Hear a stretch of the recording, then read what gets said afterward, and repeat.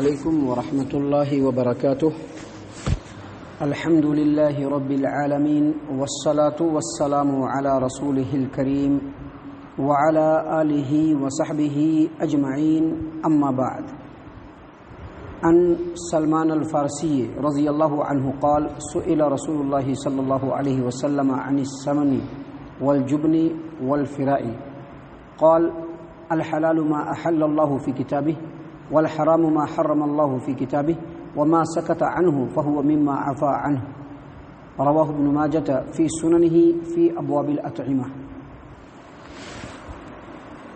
معزز سامعین کرام، اس سے پہلے درس حدیث کی شکل میں جتنے بھی دروس ہم نے آپ کے سامنے پیش کیے ہیں، ان دروس میں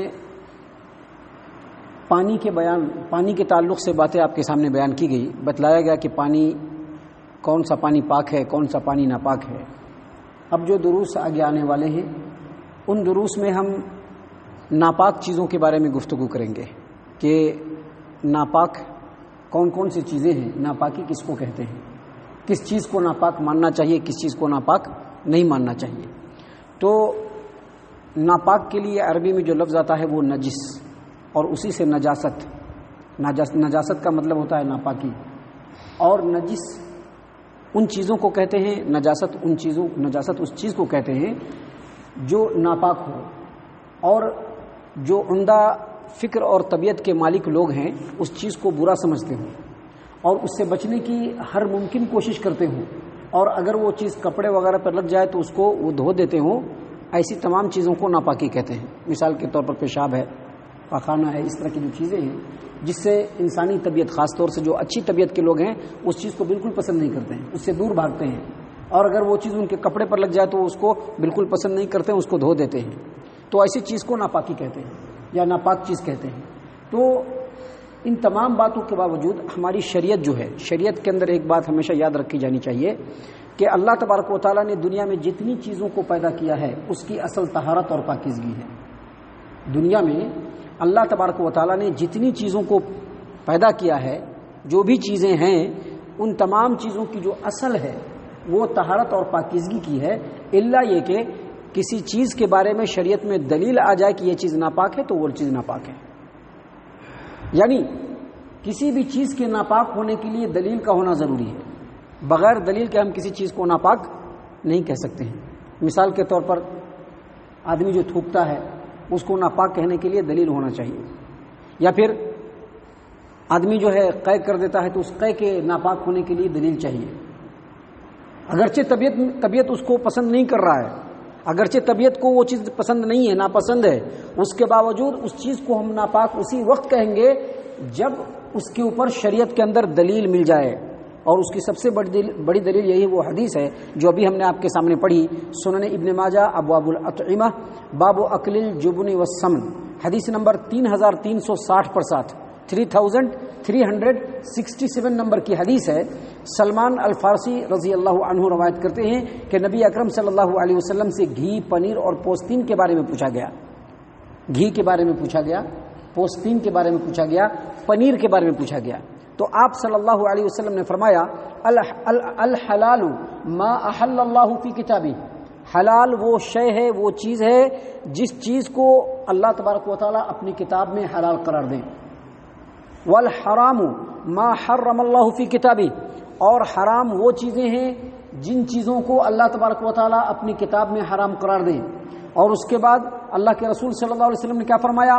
وما سکت عنہ فہو مما عفا عنہ، اور جن چیزوں کے بارے میں اللہ تبارک و تعالیٰ نے خاموشی اختیار کی ہے ان چیزوں کے بارے میں اللہ نے معاف کر دیا ہے.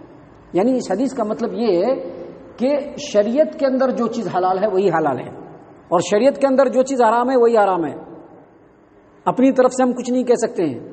اور اگر کوئی ایسی چیز ہے جس کے بارے میں شریعت نے خاموشی اختیار کی ہے تو اس کو ہم استعمال کر سکتے ہیں.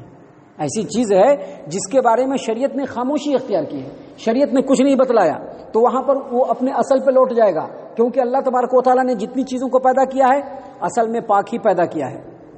جتنی چیزوں کو پیدا کیا اللہ تبارک و تعالیٰ نے انسانوں کے فائدے کے لیے پیدا کیا ہے، اور اس کی ڈھیر ساری دلیلیں شریعت کے اندر موجود ہے.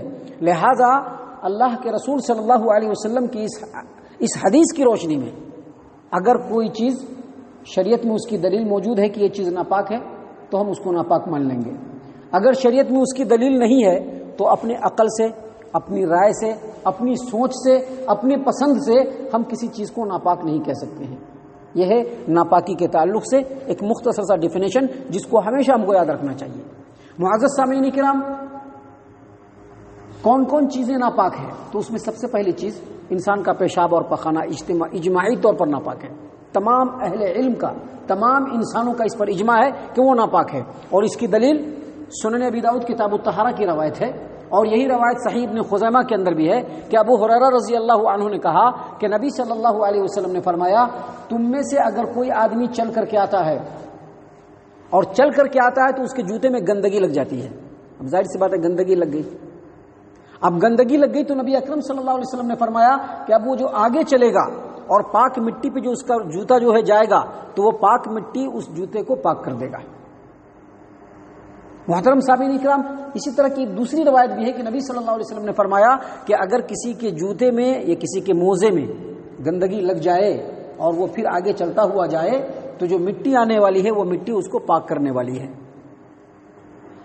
اور اسی طرح سے مشہور و معروف حدیث جو اللہ کے رسول صلی اللہ علیہ وسلم کی حدیث ہے صحیح البخاری کی کہ مسجد کے اندر ایک دیہاتی آیا، اس نے مسجد کے کونے میں پیشاب کرنا شروع کر دیا.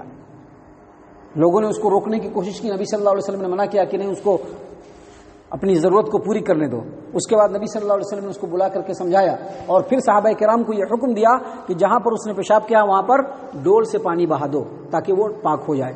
تو ان تینوں حدیثوں سے یہ پتہ چلا کہ جو گندگی ہے، پیشاب اور پخانہ، یہ اجماعی طور پر بالکل ناپاک ہے. اہل علم نے، فقہاء کرام اور محدثین اعظام نے اپنی اپنی کتابوں میں بتلایا کہ یہ چیز بالکل ہی ناپاک ہے. محترم سامعین کرام، ناپاک اور پاک اور بھی چیزیں ہیں. بہت ساری ایسی چیزیں ہیں جس کو ہم پاک سمجھتے ہیں لیکن وہ ناپاک ہے. بہت ساری ایسی چیزیں جس کو ہم ناپاک سمجھتے ہیں وہ پاک ہے. انشاءاللہ اس کے تعلق سے آنے والے دروس میں ہم آپ کے سامنے بہت ساری باتیں پیش کریں گے. اللہ تبارک و تعالیٰ سے دعا ہے کہ اللہ تعالیٰ ہم تمام کو ان تمام باتوں کے اوپر غور و فکر اور تدبر کرنے کی توفیق عنایت فرمائے. ہم تمام کو ہمارا رب صحیح معنوں میں مومن اور مسلمان بنائے. اللہ تبارک و تعالیٰ صحیح علم قرآن و حدیث کی روشنی میں ہم تمام کو سیکھنے کی توفیق عنایت فرمائے.